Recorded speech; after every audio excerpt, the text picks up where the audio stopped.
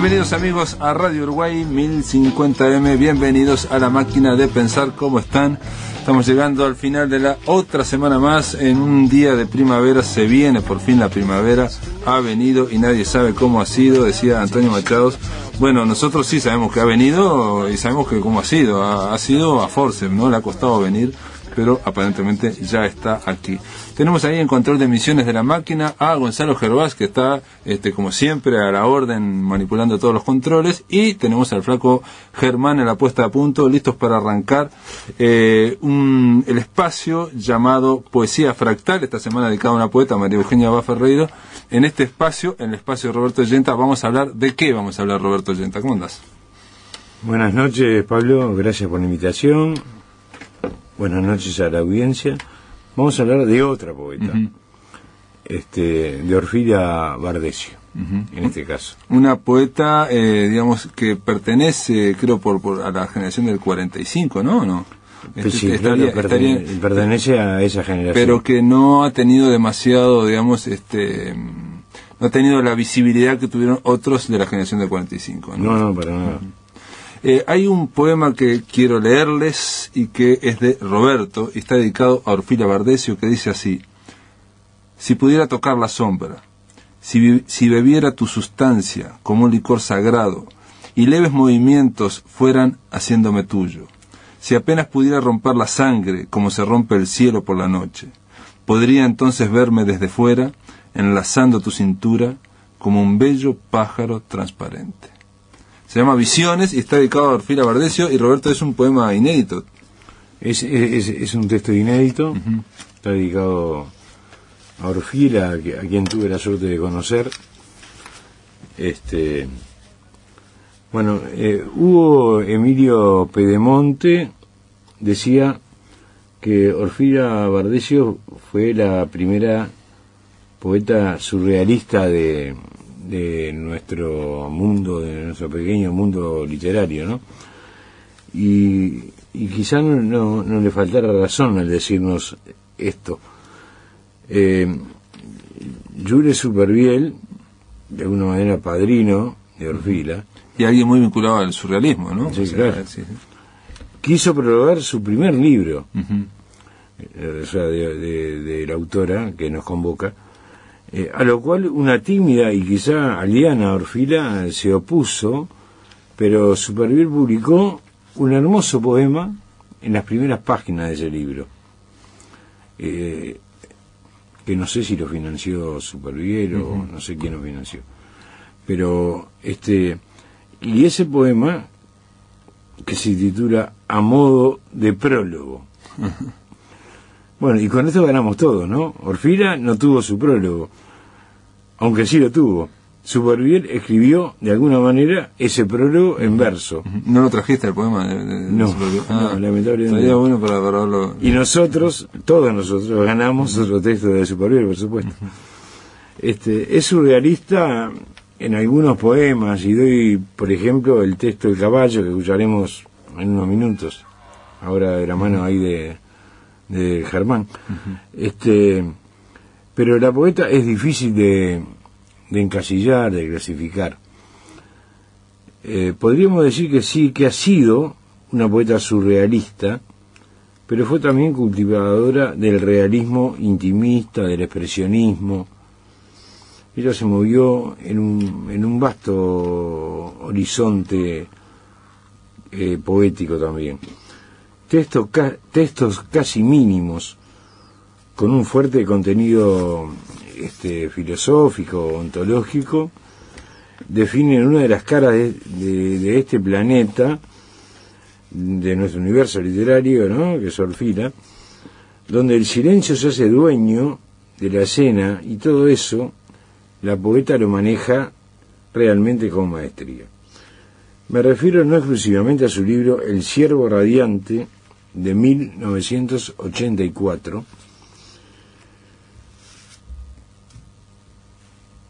no solamente a ese, ¿no? Que es un lindo libro y con una tapa espectacular. Sí, de Nelson Romero. Cuando Banda Oriental. Lo tengo con dedicatoria de la autora en el año 86. Cuando Banda publicaba poesía, ¿no? Sí. Bueno, pero a este libro. Bueno, la autora publicó La muerte y la luna en Buenos Aires en el año 42. Poema en el año 46. Libro primero en el 55. Libro segundo en el 59. Canción en el 70. Libro tercero en el 71. Juego del 72 y La flor del llanto del 73. Además del ya mencionado Ciervo Radiante, en el entorno de los 90, Banda Oriental publicó una maravillosa antología de la autora, que no lo traje conmigo y solamente traje el Ciervo Radiante. En este libro vemos un real manejo de la síntesis y de la calidad poética, donde la autora nos muestra la revelación del acontecimiento temporal, pero objetivizándolo. De alguna manera, o sea, tal como se puede hacer en poesía, ¿no? A llevar a nivel objetivo. Logra una gran capacidad de síntesis, que ahí se aleja del surrealismo y por otro lado se nos va. Es un péndulo, ¿no? Un movimiento pendular en su obra. Amiga de Concepción Silva, Bellinson, Susana Soca y de nuestra queridísima Selva Casal, Bardesio se autoinsiló en un mundo extraño, alejándose de los celos y las rivalidades de sus compañeras de generación. Publica en Montevideo, pero publica también en Buenos Aires y en otros lugares de América. Este hecho y su propia manera de ser la alejaron un poco del jet set de su generación, que es la generación de 45, como hablábamos fuera de micrófono, ¿no, Pablo? Sí, sí. Tampoco a ella, a quien conocí personalmente, le importaba demasiado esto. Dentro del abanico polifónico que nos envolvía en finales de los años 80, a los autores del 45, del 60, y integrantes del 80, y generaciones intermedias, que las hubo y las hay, ella destacaba la presencia atormentada y, ¿por qué no?, atormentante de Marosa Di Giorgio, Medici. No era amiga, pero la admiraba demasiado. Llegó a decirme en un momento, a veces la saludo y a veces me parece que le robo el tiempo. ¿Verdad? Era todo un grupo también, porque digo, Selva, Marosa, Orfila, hay Concepción Silva, es un, ¿no?, de mujeres, de poetas, que estaban un poco al margen, ¿no? Parece que se llevaban bien, no sé. Bueno, pero hay poetas que viven hasta que se mueren, ¿no, Pablo? Y hay otros para los que la muerte es apenas un accidente transitorio. Ese es el caso de Orfila Bardesio, y vamos a escucharla entonces.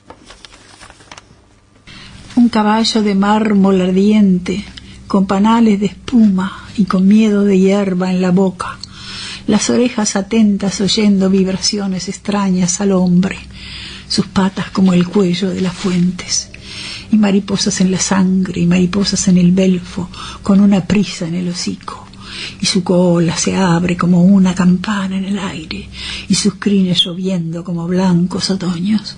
Un caballo que olvida la tierra, un caballo que tiene una hoja del mar en el cuerpo, una hiedra sensual que hunde su serpiente en el oído, y el caballo se va revolcando, villado, extendido, cayendo rocío del olfato llameante. Oh árbol animal, se va en un himno, en la pradera del cristal, se va oliendo la luz, la alegría, levantando su nave gloriosa, salvaje, solitario, sin puente, orgulloso, y sus huellas se quedan llamándolo.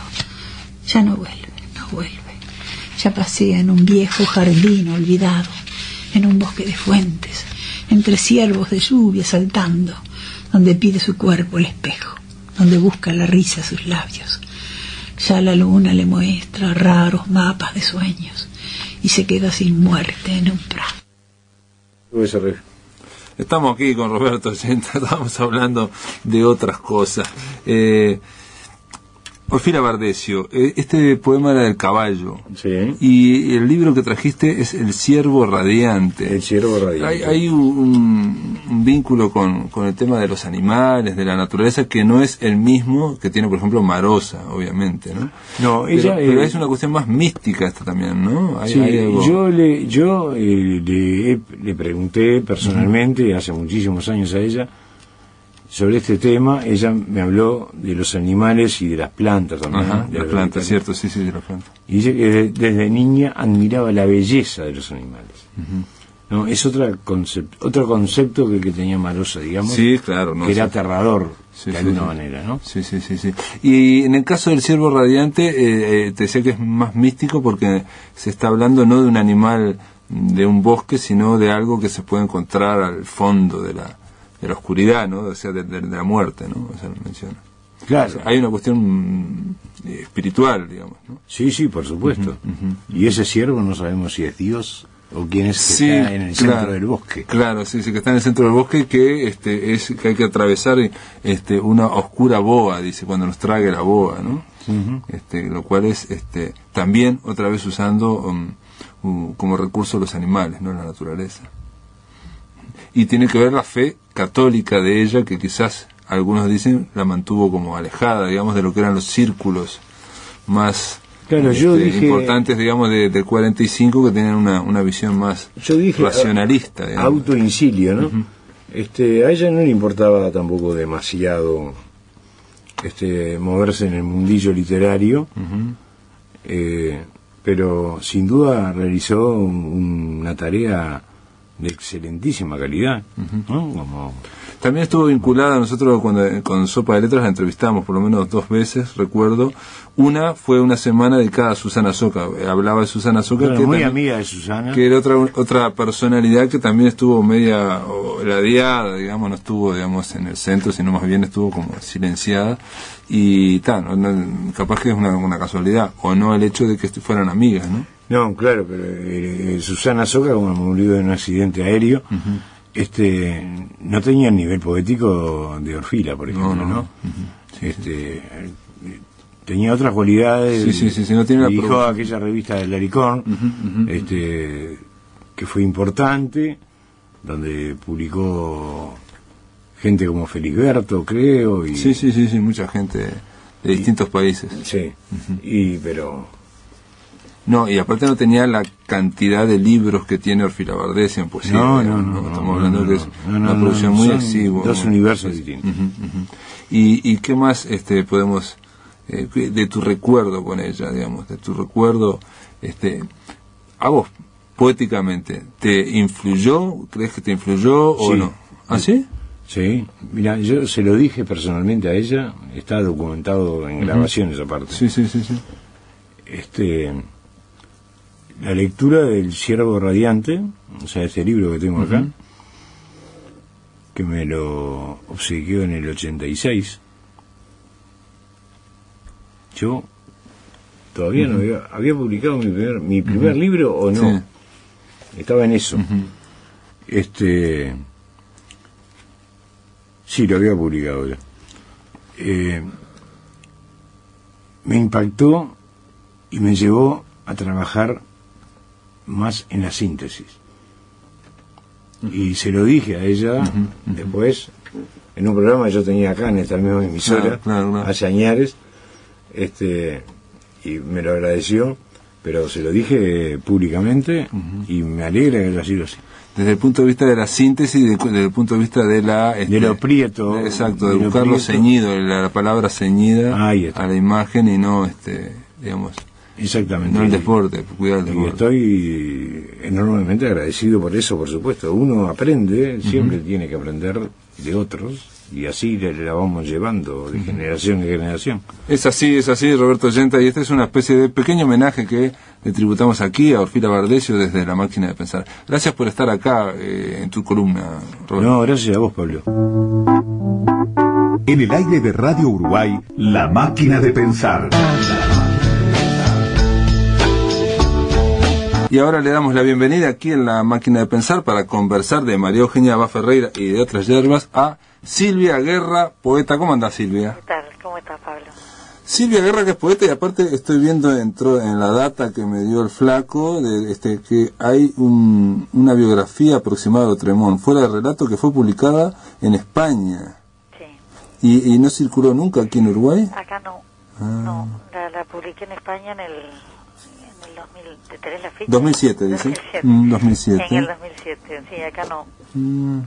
Fuera del relato se llama. Fuera del relato, una biografía aproximada de Lautréamont, porque es algo, primero que Lautréamont no tiene demasiada bibliografía, me parece, ahora actualmente en Uruguay, y después porque es muy interesante, ¿no? Bueno, ojalá. Es una biografía aproximada porque viste que... Sí, hay toda una nube alrededor de él, nube, claro. Y bueno, no sé quién decía que al final, después de tan pocos datos, era el que tenía más datos, ¿no? Ajá. Pero bueno, por eso es una biografía aproximada. En realidad es como un hilo que yo tejo desde alguna manera, así como un poco con una prosa poética sobre... Sí. Bueno, yo me imaginé que tendría un cierto aliento poético, sí, porque ahí digo, toda biografía tiene algo de reconstrucción y se puede hacer, digamos, intuitivamente también, ¿no? Sí. Pero qué lástima, me gustaría leerlo ese libro, ojalá se lo editen acá, realmente habría que distribuirlo, manejarlo, porque es algo interesante. Lautréamont es alguien que creo que tenemos que seguir con Lautréamont, porque ahora estaba leyendo algo de César Aira y es impresionante cómo afuera de este país lo citan constantemente a Lautréamont. Sí, claro. Pero Un poeta fundamental. Sí, es un poeta fundamental, y el periplo vital de él es fundamental. Hace poco publicaron aquí en Uruguay Pensamiento Salvaje, Marcelo Marchese, y también habla de Lautréamont en uno de sus artículos. Para hablar de las misturas. Y de 24 años que vivió 14 en el Uruguay, después se fue a Francia, después volvió un año entero al Uruguay, así que es una época, es una cantidad cuantitativamente importante en la vida de una persona, ¿no? Más de la mitad de su vida vivió en el Uruguay. Claro. Y además la infancia, que supongo que es una época muy determinante, ¿verdad? Sí, para el escritor él es la patria, casi vecino, más allá de la lengua, la patria del escritor también es la infancia, claro, digamos. Claro. Hace poco leía que, ¿quién era? Bueno, ahora no me acuerdo, una escritora yanqui, que salía del País Cultural, decía, todo aquel que ha sobrevivido a su infancia tiene material para escribir. Qué lindo. Bueno, Silvia, te llamo para hablar de María Eugenia Abad Ferreira. Es una poeta del 900, una gran poeta que no ha sido demasiado, me parece, tratada, yo decía, en todos estos últimos 5, 6, 7 años. Ha habido una mirada sobre el 900, pero a María Eugenia no le ha tocado. Sí, bueno, ha habido una mirada bastante, por suerte, importante sobre Julio Herrera, ¿no? Exacto, sí. Que es un gran poeta y que, bueno, el año pasado hizo fecha de su muerte, ¿no? Y María Eugenia Abad Ferreira queda un poco pendiente, queda un poco relegada. Queda pendiente, sí. Yo creo que es una poeta importante, una poeta fundadora en una cierta medida de esa poesía de mujeres tan importante que hay en el Uruguay, ¿no? Claro. Hay quien menciona que es de las primeras poetas uruguayas con voz propia, digamos. Sí, yo creo que sí. Bueno, es del 900, ella es un poquito anterior a Delmira, ¿no? Claro. Y yo creo que funda una línea de poetas muy muy importante. Vos fíjate que si uno piensa en la poesía uruguaya, que yo creo que el Uruguay tiene poesía, tiene poetas, hay una línea de poetas, siempre tenés que recurrir a nombres de mujeres. Que es una cosa rara, porque en otros países de pronto hay una poeta muy buena, 2, 3, pero no hay esta línea casi ininterrumpida de mujeres que ha habido en Uruguay, que es rarísimo, ¿no? El Uruguay, entre las rarezas que tiene esa. Y sobre todo, perdón que te interrumpa, al fines del siglo XIX, principios del XX, que se den tantas mujeres en ese entonces también, ¿no? Sí. Es raro, es una cosa rara, que no se han dicho, se han dado explicaciones, pero yo encuentro que es una cosa que en alguna medida no tiene explicación, es rara. Y otro detalle de María Eugenia es que, quizás, digo yo, no lo sé, su poesía, digamos, que tiene un cierto contenido filosófico, ¿no?, de pensamiento, también inauguran en Uruguay una línea que después fue retomada por muchas poetas, ¿no? Sí, mira, yo había escrito un pequeño artículo, no sé si la palabra es artículo, bueno, una aproximación a María Eugenia, que ahora debido a ustedes la he tratado de buscar para volver a mirar. Y una cosa que yo pensé en ese momento cuando estuve planteándome trabajar sobre ella, es que yo creo que a la poesía se puede llegar de muchos lados, ¿verdad? De muchos lados se puede llegar a la poesía. Y creo que en el Uruguay las mujeres han tenido una fuerte línea con la intransigencia, que es una manera de llegar. La intransigencia con uno, ¿no? La intransigencia con uno mismo, que en poesía es una cosa muy inmediata, porque la poesía trabaja con un material harto difícil, ¿no? El espacio de movimiento poético yo creo que es un casi de péndulo, ¿no? Quiero decir, del radio de un péndulo, ¿no? Ajá, o sea que es un poco un breve margen para poder expresar cosas muy profundas, incluso hasta desde el punto de vista del área para expresión. Sí, yo creo que la poesía trabaja básicamente con el lenguaje, no trabaja con historias, no trabaja con anécdotas, no trabaja básicamente sobre sí mismo, ¿no? Entonces esa línea que en el Uruguay está muy marcada, por ejemplo en Idea Vilariño, ¿no? Todo el mundo diría que Idea Vilariño es una poeta, se ha dicho muchas veces, intransigente, ¿no? Pero vos decís intransigente con uno mismo, ¿cómo sería eso? Peor yo creo que es la con uno mismo, no va a ser con los demás. ¿Vos decís que intransigente en qué sentido? De no transar, eso es intransigencia, ¿no? No transar con el facilismo, no transar básicamente con el facilismo. O sea, ser autocrítica y ser, digamos, muy con un nivel, digamos, a ponerse un nivel muy alto para poder llegar a él. Bueno, no sé si un nivel muy alto, el propio. El propio, claro. Que dependerá de cada uno, ¿verdad? Claro. Yo lo que pienso con María Eugenia Ferreira es que ella inaugura esa línea. Es una línea, es una línea que la inaugura ella, que después yo creo que la continúa, Concepción Silva Bellinson, que también creo que es otra gran olvidada en la poesía uruguaya. Yo creo que cualquier momento, cualquier historia que tenga para atrás, o María Eugenia Ferreira o Concepción Silva Bellinson la miran y se apoyan, porque eso te da un rumor en la oreja, que a cualquier poeta le interesaría.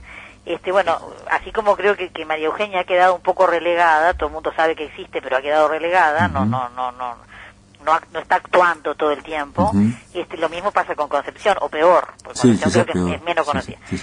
Bueno, y yo creo que retoma esa línea, siendo poetas muy distintas, ¿no? Pero creo que retoma esa línea fundamental, que es lo que yo creo que es la intransigencia, que después también la toma Vilariño, ¿no? Que nunca nombra a Vilariño, que yo sepa, ni a Concepción ni a María Eugenia. No sé si nombra a María Eugenia, pero creo que no, yo no me acuerdo. Y a Concepción para nada. Parece que la otra vez estuvo por aquí una especialista, parece que ella tenía cierto, ahora no me acuerdo exactamente, de que Idea Vilariño había pruebas de que la había leído, por ejemplo. Esta chica, Montañés. Bueno, yo no sé, porque igual la conversación no es sobre Vilariño, pero lo que digo es que lo que me parece es que está bueno también, en una línea como eso de reconocer para atrás antecedentes, ¿no? Antecedentes válidos desde el punto de vista, sonoro, hacia la lengua, hacia ese movimiento, ¿no? Hacia ese movimiento sonoro. Sí. Y yo supongo también cuando decís intransigente, pienso ahora, ¿no? De la Isla de los Cánticos, María Eugenia, intransigente con la sinceridad para expresar un mundo, un universo. En este sentido, María Eugenia comienza, digamos, con un tono y termina la poesía de ella con otro tono totalmente distinto, un tono que es casi el aniquilamiento del ser humano, y asumiéndolo con serenidad de que vamos a la nada absoluta, o sea, no vendiendo ningún papelito. Y es muy muy duro también, ¿no? Bueno, sabés que yo había pensado, ¿no? Que como que como que había como que se podrían marcar, digamos, tres núcleos fundamentales ahí en la María Eugenia. Uno era a partir de la desesperanza, una palabra que usa y que, por ejemplo, Susana Soca toma de María Eugenia Ferreira. y dice que es la primera vez que la escuchó, la palabra desesperanza. Bueno, la segunda, que es como a partir de esa noción de destierro o de extranjería, que también yo le encuentro a María Eugenia Ferreira. Y la tercera es eso, el silenciamiento, eso que vos decís, ¿no? Como la mudez.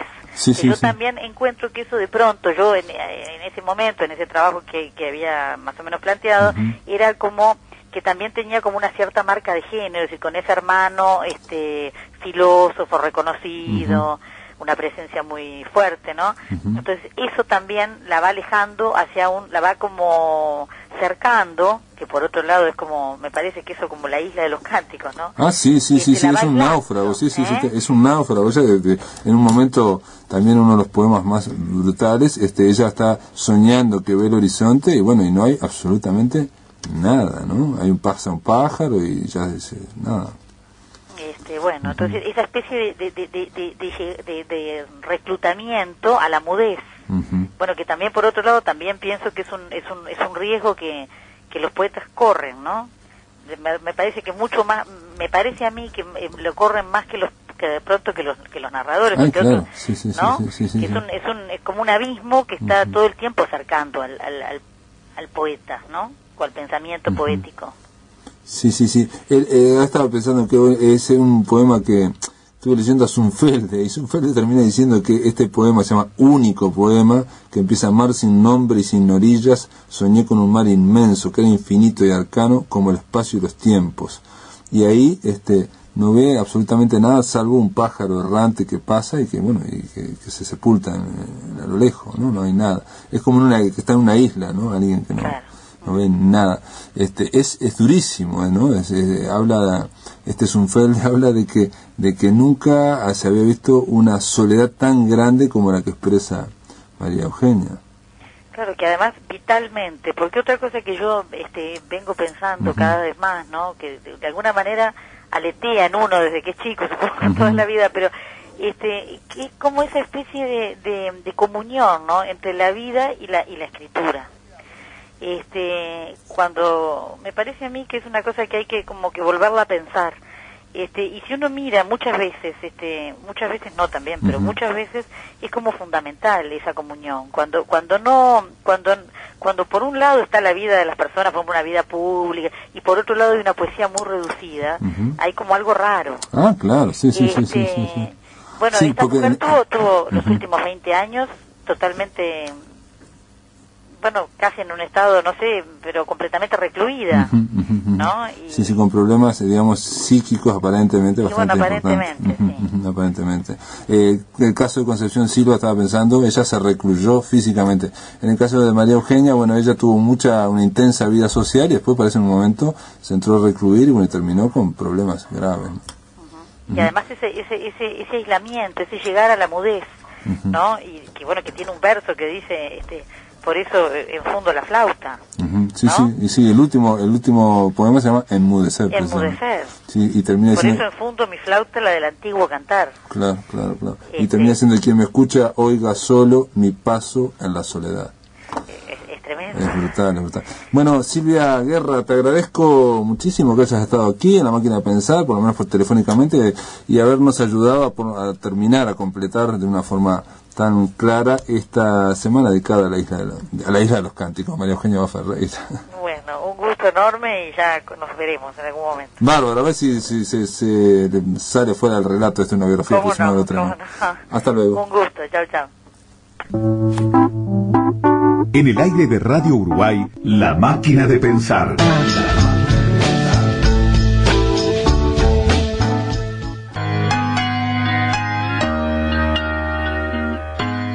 Muy bien, amigos, estamos aquí en este último bloque de La Máquina de Pensar y le damos contentos de que para este último tramo en La Máquina de Pensar recibir a una gran poeta uruguaya, Ida Vitale, a la que estamos molestando ahí en Estados Unidos. ¿Cómo andás, Ida?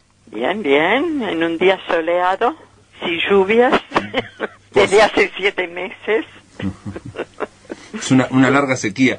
Ida, la idea es un poco, esta semana estuvimos conversando durante toda la semana de María Eugenia Ferreira y me gustaría charlar contigo un ratito Una sobre lo que ha significado para vos, para tu poesía, María Eugenia Abad Ferreira, y dos, un detalle que leí en tu última entrevista, cuando pasaste acá por Uruguay, por Montevideo, que te hicieron una entrevista en La Diaria, y vos comentaste que tuviste una tía que había sido amiga de María Eugenia Abad Ferreira, por cualquiera de esas dos cosas. Es un enlace con el tiempo, ¿no? Bueno, sí, es verdad. Se supone que van por orden las preguntas. Primero, la de la importancia de María Eugenia. Uno de los problemas de María Eugenia es que en general la enfrenta o la comparan con Delmira. Exacto. Con el agravante de que Delmira sí es una figura internacional, es decir, se la conoce, por lo menos en Latinoamérica.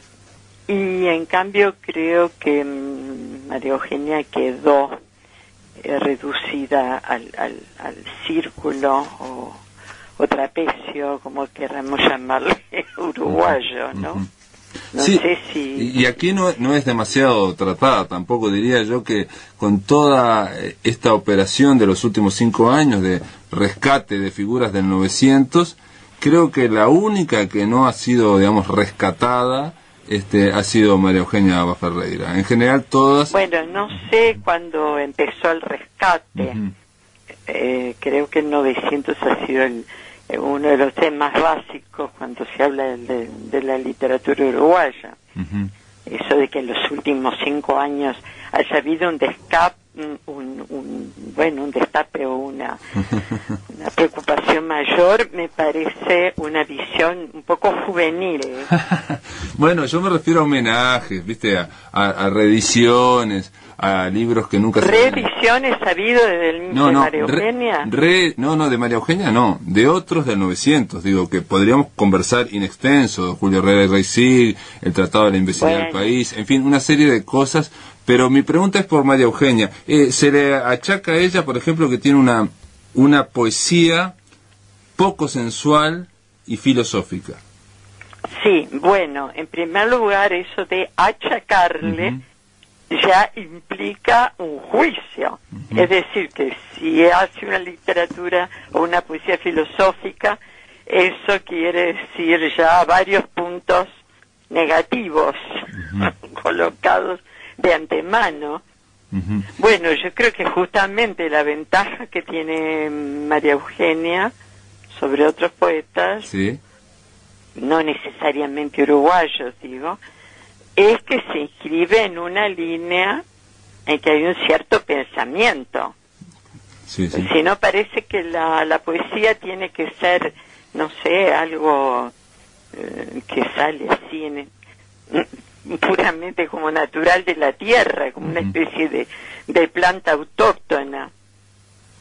Creo que el hecho de que ella haya reflexionado sobre algunos temas, no es que aparezca la reflexión claramente en la poesía, pero dado que ella elige una forma o una sobriedad en la forma, eso parecería que es un proyecto, no es solo que a ella le faltaran los recursos o la posibilidad de hacer otra cosa.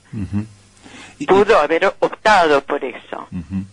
Y precisamente creo que porque se supone que hay ahí como una opción, se la enfrenta a Delmira, justamente, que está sobrada de sensualidad, etcétera, etcétera. Claro, tiene una sensualidad más, quizás hasta orgánica, Delmira, y María Eugenia de alguna forma en un momento habla de que La Isla de los Cánticos, ese libro póstumo, en principio... La isla, ¿no? La Isla de los Cánticos. Sí. El libro de ella póstumo que editara Carlos Abad Ferreira, en su primer momento un título alternativo era Mármol, Fuego y Mármol. Sí, bueno, ahí estaba el fuego. Y el mármol también. Lo que pasa... Sí, bueno, precisamente digamos como una cierta idea de control o de equilibrio entre dos líneas posibles, ¿no? Ahora, nunca sabremos hasta qué punto don Carlos intervino en esa selección, ¿no? No. Porque me da la sensación de que Eugenia puede haber sido más libre de lo que le hubiera gustado a su hermano. Entonces, creo que hay ahí de repente, no sé si algún día se encontrará algo de eso o si eso fue destruido. No, hubo una serie de manuscritos que fueron editados por Emilio Oribe después, ¿no? Como 50 años después en la otra isla de los Cánticos, ¿no? Sí, sí.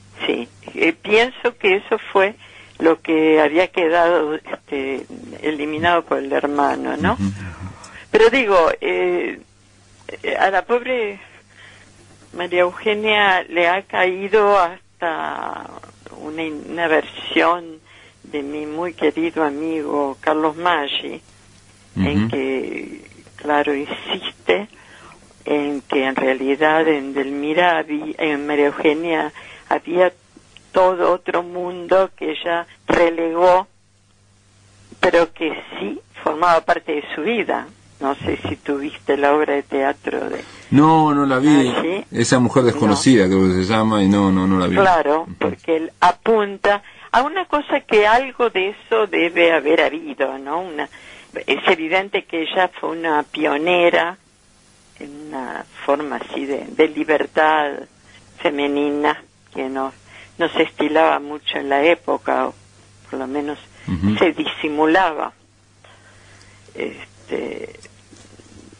No sé, yo no conocí ni siquiera a mi tía, que murió antes de que yo naciera. Pero fue amiga de María Eugenia. Sí, claro. Esta tía mía fue secretaria de Arechavaleta, el que hizo el jardín botánico. Ella no era muy lectora, pero se movía en otras direcciones.